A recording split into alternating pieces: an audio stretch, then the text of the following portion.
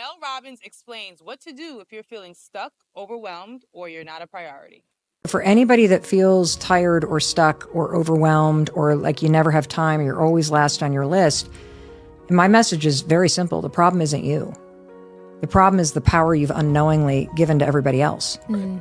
And this helps you take your power back, which is why it's easy to implement. And I want to be very clear about something. Let them is not a license to be a doormat. You're not just going to let somebody abuse you. Yeah. What you're doing when you say let them is you're recognizing this person is who they are and their behavior is the truth and they're not changing. I have to let them and their behavior reveal who they are to me. And I got to see it very clearly. And one of the reasons why a lot of us tolerate less than we deserve, whether it's whether we're dating somebody or it's a family relationship or it's the way you're getting treated at work, is because we explain away behavior. We see what people are doing to us, but we don't let them. We're like, oh, well, this, that, da. No, let them. This is who this person is. When they are stressed out, they scream at you. That is not okay. So you say let them because you acknowledge the power isn't in trying to manage their stress.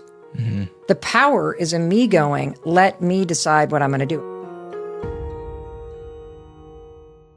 So she's talking about calling your power back. And I think ultimately a lot of us, including myself, we will give power to people requiring their validation. We'll give power to people trying to change who they are instead of accepting what it is.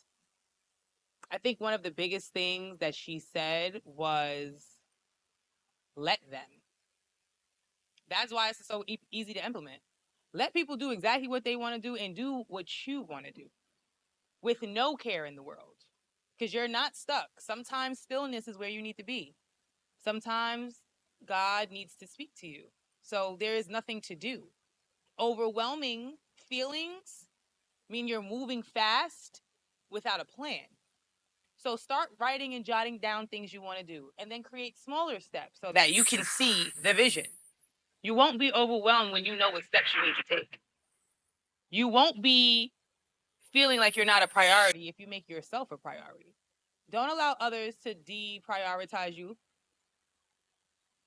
Take your and call your power back. One prayer that I love to say is, anybody who is pulling and receiving my energy without my permission, I want it back.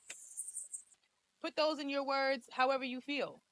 But understand that you don't have to do, say, be around in environments, talk to anyone or anything that you don't want to.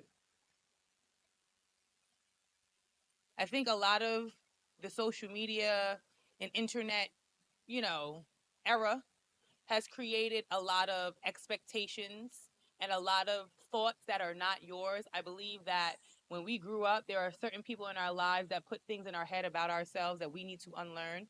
I believe that if you were 3 years old right now, 3 years old, you wouldn't care about how nobody feels. You doing what you doing. You ever heard a 2-year-old tell you no? Let me tell you, they dead serious. They don't want it. Get back into that body, that 3-year-old body who was carefree. What does that look like for you? Write it down. Utilize your journal as a way to really understand yourself and what you need to do to get back to that 3-year-old child version of yourself. I love you and thank you for watching the Ania Bay Show. Young